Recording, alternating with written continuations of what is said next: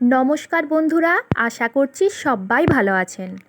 ভারী নিম্নচাপের কারণে বাগানে এই সময় নানা রোগের আক্রমণ হয়ে থাকে। বিশেষ করে রোদ ওঠার পর গাছগুলোর পাতা নুয়ে পড়ে, হলুদ হয়ে যায়, তার সাথে কিছু পাতা ঝরেও যায়।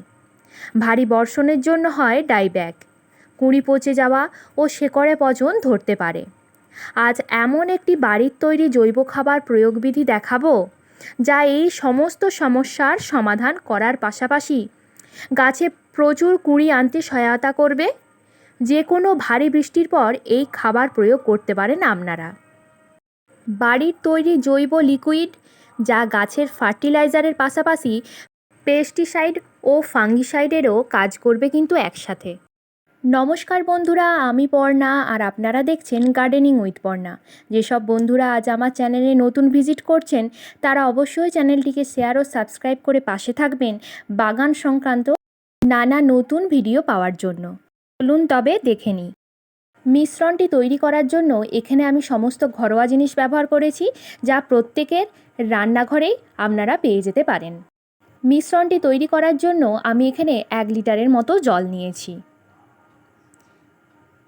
সেই জলে এখন আমি দিয়ে দিচ্ছি 2 চামচ চা পাতা।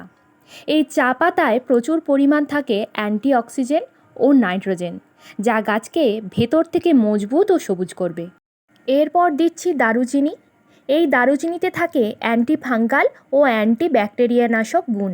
তাছাড়া এটি রুট গ্রোথেও সাহায্য করে। এটির পরিমাণ নিয়েছি আমি 3 থেকে 4 গ্রামের মতো। এর পরের উপকরণ হলুদের গুঁড়ো। এটি ছত্রাক ও পিঁপড়ের ওপর মারাত্মক প্রভাব ফেলে। বাগানে এর ভূমিকা অপরিসীম। যে কোনো গাছ কাটিং করার পর কাটা স্থানে এর প্রলেপ দিলে ছত্রাকের আক্রমণ হয় না। এটি নিচ্ছি 2 চামচ। জল গরম হতেই দেখুন রং ধরতে শুরু করেছে। এই উপকরণগুলি জৈব হওয়ায় এর মাত্রা কম বেশি হলে গাছের কোনো ক্ষতি হবে না। এরপর যে জিনিসটি আমি দিচ্ছি তা অত্যন্ত কার্যকরী একটি পাতা, তা হলো নিম পাতা। এটি আমি 1 বাটির মতো নিয়েছি। নিম পাতা বাগানে যে কতটা কার্যকরী তা আমরা সবাই জানি। যে কোনো ধরনের পোকা ও ব্যাকটেরিয়ার ওপর প্রভাব ফেলে এই পাতা। এই সমস্ত উপকরণ এইভাবেই নাড়াচাড়া দিয়ে আমাদেরকে কমপক্ষে 5 মিনিট ফোটাতে হবে, যাতে সমস্ত উপকরণের নির্যাস জলের সাথে মিশে যায়। দেখুন, নির্যাসটি ভালোভাবে জলের সাথে মিশে গেলে জলের রং ঠিক এই রকম কালচে বর্ণের হয়ে যাবে। তখন আমাদেরকে গ্যাসটি নিভিয়ে দিয়ে একটা পাত্র উপর দিক থেকে চাপা দিয়ে দিতে হবে, যাতে দারুচিনি ও হলুদের গন্ধটা বাষ্পীভূত হয়ে না বেরিয়ে যায়। এই সমস্ত উপকরণ ভালোভাবে ফুটে যাওয়ার পর একটা ঝাঁঝালো গন্ধ বের হবে, যা টবের মাটিতে পড়া মাত্রই টবের পিঁপড়ে, কেঁচো, কেন্ন সমস্ত দূর করবে। সাথে রুট গ্রোথ হবে কিন্তু প্রতিটি গাছের। এবার এটি একটি দুর্দান্ত কার্যকরী মিশ্রণে পরিণত হয়েছে। মিশ্রণটিকে গাছে প্রয়োগ করার আগে অবশ্যই কিন্তু ভালোভাবে ঠান্ডা করে নিতে হবে। প্রয়োগের আগে অবশ্যই আপনারা ছেঁকে নিতে পারেন। এখানে আমি আলতোভাবে অন্য একটি পাত্রে গড়িয়ে নিচ্ছি। মিশ্রণটি দেখুন কতটা গাঢ় ও কালো বর্ণের হয়েছে। তলায় যে পাতা, দারুচিনি ও চায়ের পাতাগুলো রয়ে গেল সেগুলো কিন্তু আমি ফেলে দেব না। এইগুলো অন্য টবে আমি কিন্তু মাটির তলায় দিয়ে দেব। এইগুলো প্রচুর ভিটামিন ও কীটনাশকের কাজ করবে। ঠিক যতটা পরিমাণ এই মিশ্রণটি বের হবে ততটা পরিমাণ কিন্তু আমাদেরকে জল মিশিয়ে নিতে হবে এই মিশ্রণে।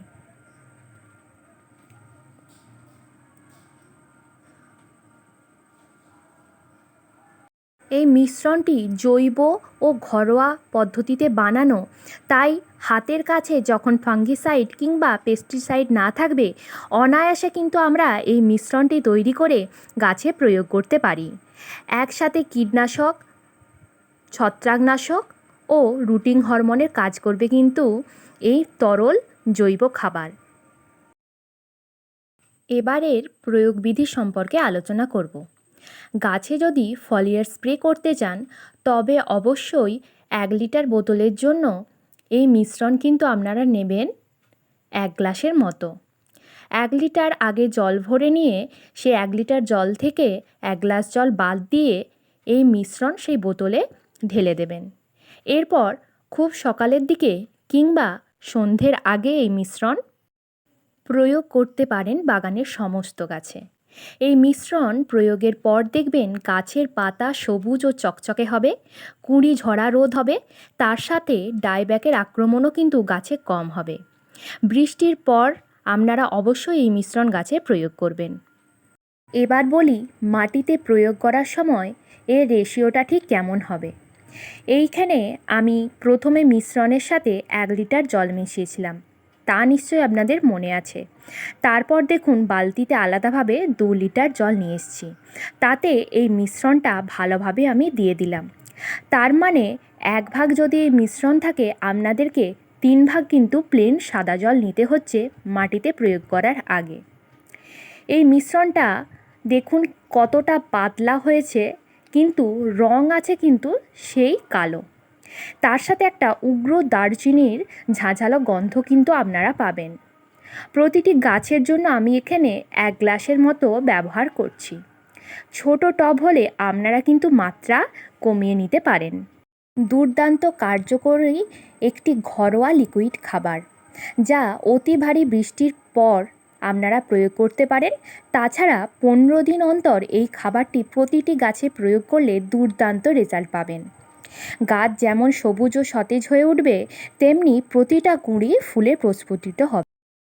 নির্যাসটি আলাদা পাত্রে ঢেলে নেওয়ার পর তলায় যে চা পাতা, নিম পাতা, দারচিনির টুকরো আর হলুদের গুঁড়ো ছিল, সেগুলো না ফেলে কাজে লাগাবো বলেছিলাম। সেটা এইভাবে ভালোভাবে দেখে নিন।